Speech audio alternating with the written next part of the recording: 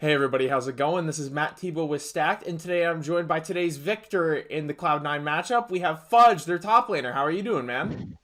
I'm doing all right. The victory was a very close one, so I'm not too happy. But I mean, uh, I think the game was very close, and I think we made a lot of mistakes that it could have gone really either way, I would say. Yeah.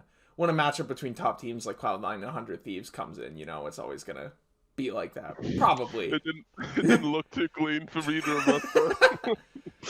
Yeah. Well, anyways, first thing I want to say is belated welcome to the LCS. It's been about a month since you've adapted from Academy and OCE. And first thing I wanted to ask you is just walk me through the game. You've already hinted at it. It was a bit of a slobber knocker, but I Mhm. wanted to get your input on it from the top side of the map. Yeah, so I think, well, first of all, uh, level one, they invaded our bot side, right? And we already had a plan that if they invade our bot side, then I will come and force a fight if they try to fight, or they give red buff and Natalia gets behind. So it's sort of just a trade. So that's what happened. I came bot side. They gave the red buff. Talia got behind. I TP back top, and then so Aatrox has an advantage in lane from that, but Talia's also behind. It's sort of just a trade. Um, and then what ended up happening, bot lane lost the first three melees, and the enemy bot lane got the first three melees of XP. So they basically had like no lane control. Enemy bot lane slow pushed three waves, and then Aatrox did the same, and then TP bot, and then uh, our bot lane pretty much just like got put out of the game. I could have probably, if I was aware of their ability to TP bot, I probably could have stopped it. I think from Aatrox. But yeah, I think our bot lane got really far behind. So at that point in the game, it was like pretty rough, I would say. But then there was so much random fighting. Like I feel like everyone just randomly died. I think Talia ended up resetting her blue or something, according to Mithy. Mithy told me that he reset blue at level two, level one or something. So that was amazing. But I think that it basically just went down to like the team fights, and I think we played like the dances pretty badly. Uh, During like the dragons specifically. I think like a lot of us just made mistakes randomly. I made a couple of mistakes. I died before the fourth dragon, stuff like that. And I think that's what it basically comes down to is like whether or not they can get like a flank, because their comp is like very reliant on getting very good position before a dragon, and then getting flanks on our carries.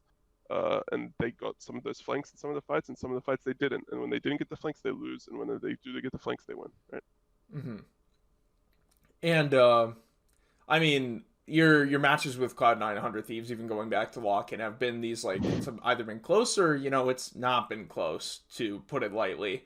Mm-hmm. Um, Speaking of Lock-in as well, I wanted to ask you what it's like for you to adjust to LCS. Like you come from Academy, you're just barely 18 years old, right? A little over Mm-hmm. that. That makes you one of the youngest, if not the youngest players in the league. So what's it been like adjusting to like the LCS along with all the like the lights and glitz that comes with it? Yeah, I don't know. I feel like my experience starting in LCS is probably a bit different from like most of the people that start because it was lock-in tournament. It was like best of fives right off the bat. Uh, I played like 17 games or something within like 3 weeks, 2 weeks, which I think is very rare for most people starting.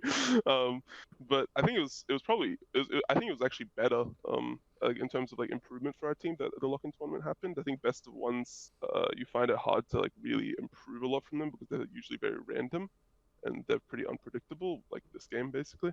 Uh, and well, not that you find it hard to improve, it's just there's less to improve on.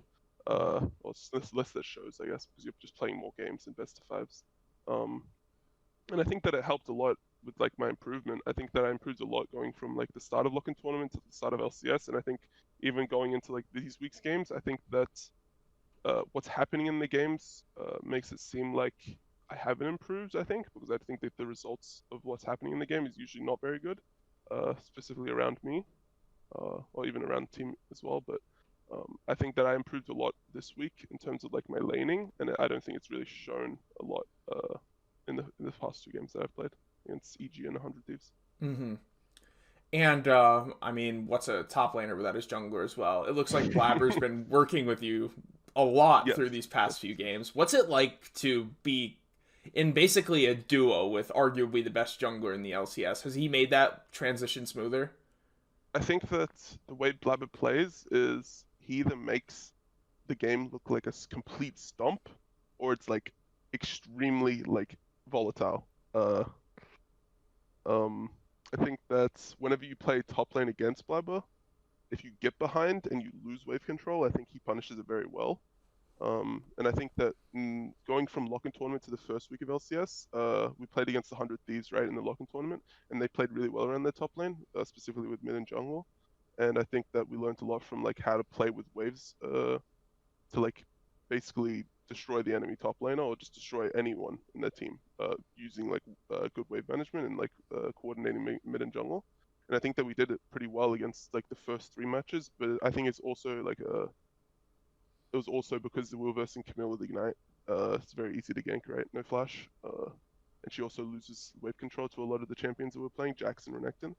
Um, so I think that just playing with Blabber, he just punishes basically uh, vulnerable laners. He punishes vulnerable laners very well, and that's showed basically in the first three games, for sure.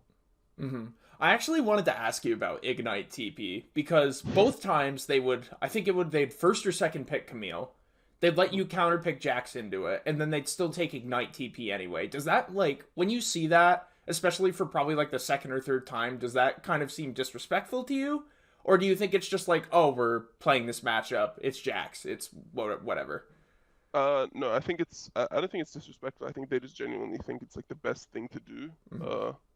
And I think that it makes sense theoretically where I think that Camille can win against Jackson early game if she has Ignite Grasp and she fights in the first couple waves.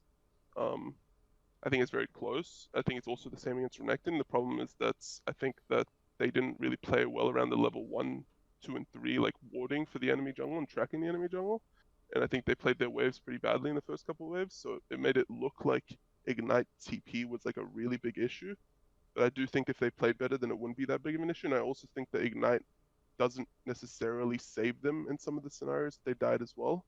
I think Flash would do the same thing, specifically against Renekton when Revenge was playing. I don't think Ignite TP was the reason why he was losing. I think if he has Flash, it's the exact same outcome. Mm-hmm. Um, I also wanted to ask you, like, it's clear your in-game knowledge is pretty good. Obviously, Mm-hmm. you're an LCS top laner, but I also wanted to ask, do you feel like you're starting to come into your own while you've been here? Like you're playing with some of the best players in the world at their positions. Like you've got Perks in mid and Sven and Vulcan in the bot lane, Blabber in the jungle. Do you feel like this is accelerating your development as a player, or do you think it's something else entirely? I think it's just when you're surrounded by people who are smart about the game, you just get better a lot quicker. I think if I was on a bottom team, I would obviously get better much slower. Um, and I think it's also my coaches that are helping me a lot too. I think it's actually more my coaches than the players, but the players obviously help too. It's just like I'm surrounded by a lot of smart people, so it's a lot easier to get better really quickly. Mm-hmm. And I'm pretty fortunate because I think a lot of my teams that I've had have been like top teams. Like in OC, I was on the best team. In Academy, I was on the best team. In LCS, now I'm on one of the top two teams, right? Arguably top three. So yeah, I'm pretty fortunate in my career, I guess, to get like really good rosters around me and really good like coaches and like everyone, orgs too. Yeah.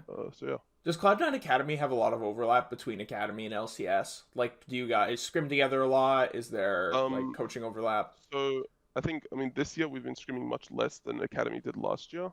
I think it's mainly because last year I think the scrims were much worse for the LCS team.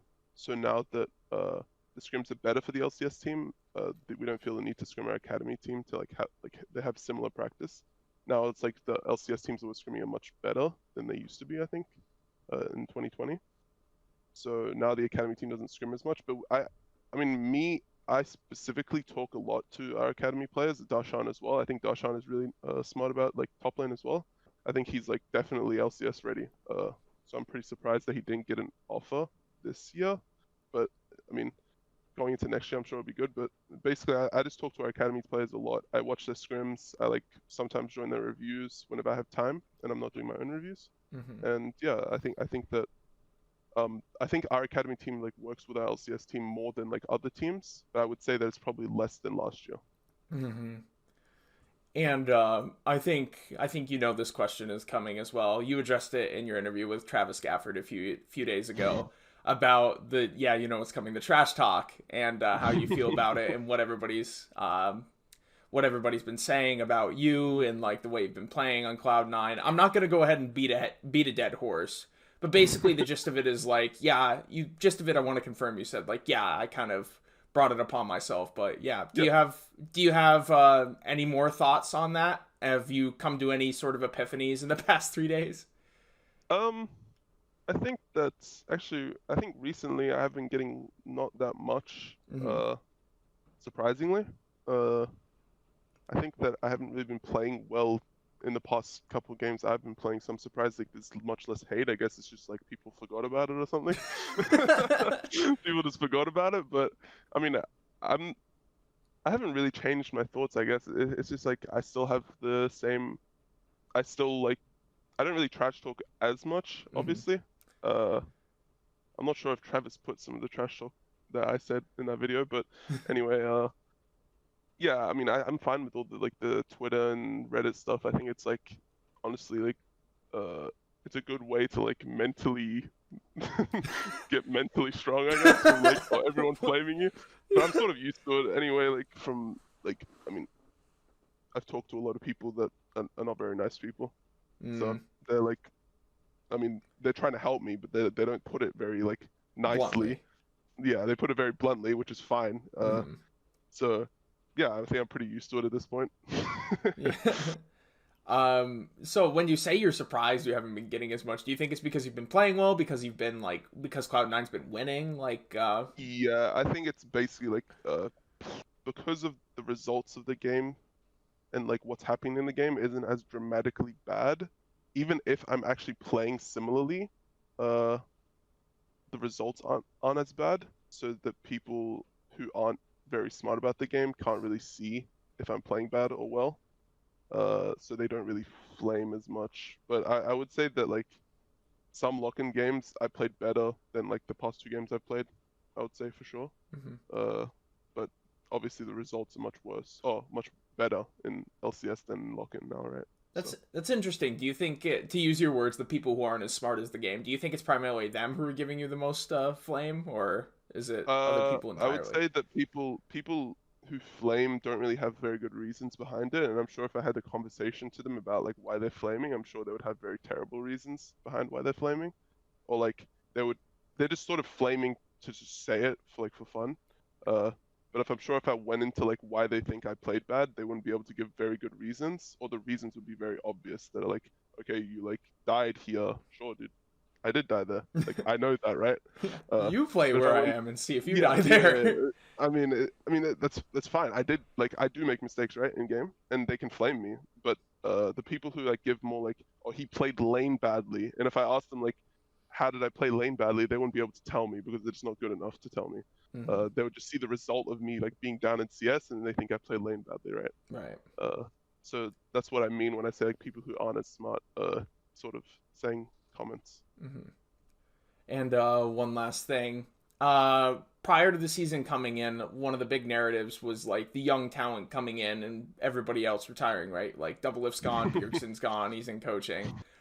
Yep. And there were a few people like Spica and FBI and others who were brought into that. Do you think you should be included in that conversation of the young talent coming in to kick the old geezers out, or what?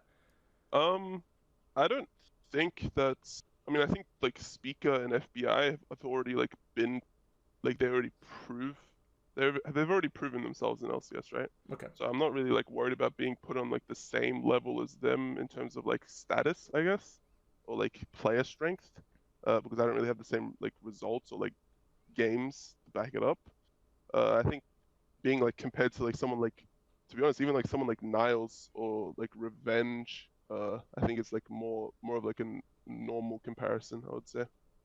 Even though like they aren't considered in the public eye as being like really good players, I think that they're better than the public perceives them. Uh, and I think like comparing me to like Speaker and FBI isn't really the same. I would say like I wouldn't say they're like really rookies, Mm-hmm. or like first split coming into the LCS. I don't think it's really the same. Okay. That's interesting. Who's your biggest dark horse top laner in the LCS then? I think it's Niles. Think I so? think it's either Niles or Revenge. I think they're both like better than the public perceives them for sure. I think they're like there's a lot of big names right in LCS, and I think that the differences between them and the big names I would say that they have more like they have a higher upside than the other big names, and I think that they can definitely improve to become better than them like the next couple of years. And I think it's the same with me. Yeah, interesting thoughts to leave us with. Once again, this is Cloud9 top laner Fudge. And for me, this is Matt Teeble from Stacked. You can find us online at stacked.gg, and you can follow us on our socials at stackedlol. And if you're watching this on YouTube, hit that like button and go ahead and subscribe to us as well. Once again, Fudge, thanks for taking the time to talk, and good luck in the rest of the season. Thank you.